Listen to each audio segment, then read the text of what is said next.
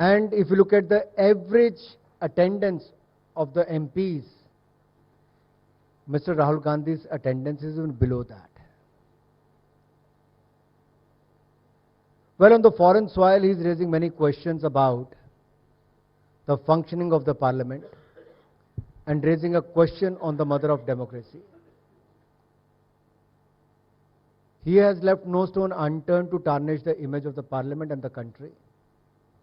He should come back and apologize to the parliament and to the parliamentarians. He should apologize to the country. Why so? And for Lokmat and for the larger audience, let me say it in Hindi. Reply most of your questions in Hindi. जी. 3-4 सवाल उन्होंने खड़े किए. आपने मुझे पूछा कि सदन चलाने की जिम्मेदारी किस पे है. हम सदन चलाने की जिम्मेदारी भी लेते हैं और देश चलाने की जिम्मेदारी भी बखूबी निभा रहे हैं. और मैं गर्व के साथ कह सकता हूं, आप भी कह सकते हैं. आज अगर IMF ये कहता है कि अगर ग्लोबल इकोनॉमी में ब्राइट स्पॉट कुछ दिखता है तो भारत दिखता है. दुनिया की सबसे तेजी से बढ़ने वाली अर्थव्यवस्था कोई है तो भारत है. इटली की प्रधानमंत्री आती है तो कहती है कि मोदी जी की विश्वसनीयता और लोकप्रियता दुनिया भर में बढ़ी है and he is accepted as a major leader. दुनिया भारत के नेतृत्व को और भारत के काम को मान रही है. नया भारत एक सशक्त भारत के रूप में उभर रहा है. लेकिन दूसरी ओर राहुल गांधी जी देश के सैनिकों का मनोबल गिराने का काम कर रहे हैं, देश को अपमानित करने का काम कर रहे हैं. वो कहते हैं कि अल्पसंख्यक यहां पर सुरक्षित नहीं है. मैं राहुल जी को याद करवाना चाहता हूं 1984 के दंगों में सिख महिलाओं पुरुषों के साथ जो अत्याचार, बलात्कार और हत्याएं हुई, वो कांग्रेस के बड़े नेताओं के कहने पर हुई. उनको संरक्षण सोनिया गांधी जी से लेकर राहुल गांधी जी तक ने दिया है. मेरा आरोप है उनके ऊपर. कश्मीर की वो बात करते हैं. कश्मीर में यूपीए की सरकार के समय पथराव होता था, गोलीबाजी होती थी, तिरंगे झंडे को जलाया जाता था. आज पथरावबाजी भी रुक गई है, पर्यटन को बढ़ावा मिला है, पीस यानी कि शांति बढ़ी है और तिरंगा झंडा जलाया नहीं जाता. हर घर तिरंगा लहराया जाता है कश्मीर के कोने कोने में. ये बदलाव है. वो कहते हैं इमरजेंसी जैसी सिचुएशन, लोकतंत्र की हत्या. आप तो उस समय पैदा नहीं हुए होंगे, मैं भी मात्र 2 साल का था. अगर देश में आर्टिकल 356 का दुरुपयोग किसी ने किया है तो गांधी परिवार ने और कांग्रेस पार्टी ने. जब आप जैसे पत्रकारों को जेल में डाल दिया गया, मेरे से सीनियर नेताओं को जेल में डाल दिया गया था, वो लोकतंत्र की हत्या थी, आज नहीं है. लेकिन Anurag ji, this debate that democracy is under threat is not something new. The question is that Indian democracy has been pretty resilient. It has stood the test of time.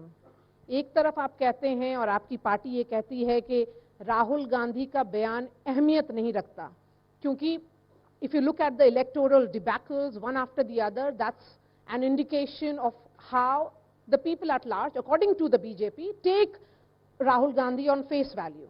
Then why is the BJP and the government so concerned that what he has said in universities abroad affects the democracy and its resilience?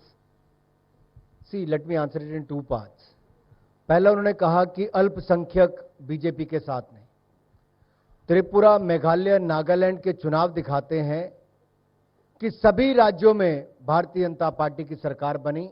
ये स्पष्ट मोहर लगती है NDA गठबंधन की मोहर. गुजरात के चुनाव देखिए, 152 सीटें जीतना.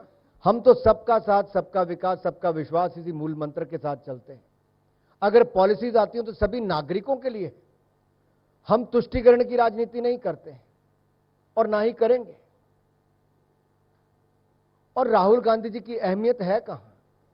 अरे देखिए, एक समय था जी, यूपीए की सरकार थी, मनमोहन सिंह जी देश के प्रधानमंत्री थे. राहुल गांधी जी ने अपनी ही पार्टी का, अपनी ही सरकार का ऑर्डिनेंस उठाया, प्रेस क्लब में जाके फाड़ा, डस्टबिन में फेंक और कहा नॉनसेंस. मनमोहन सिंह जी कैसे सह गए?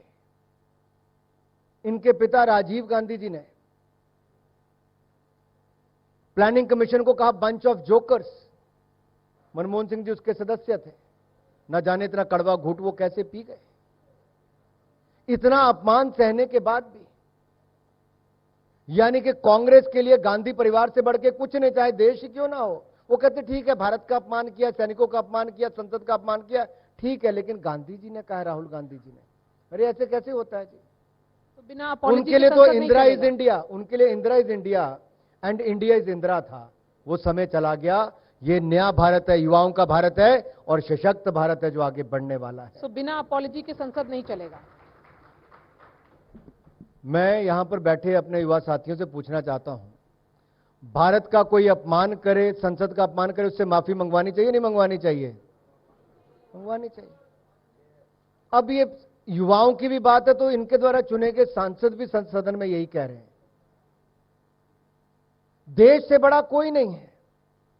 अनुराग ठाकुर एक मंत्री हो सकते हैं, कोई दूसरे बड़े पद पर हो सकता है, लेकिन देश से बड़ा ना कोई था, ना कभी कोई होगा। भारत ही सबसे ऊपर है और भारत ही हमारी प्राथमिकता है।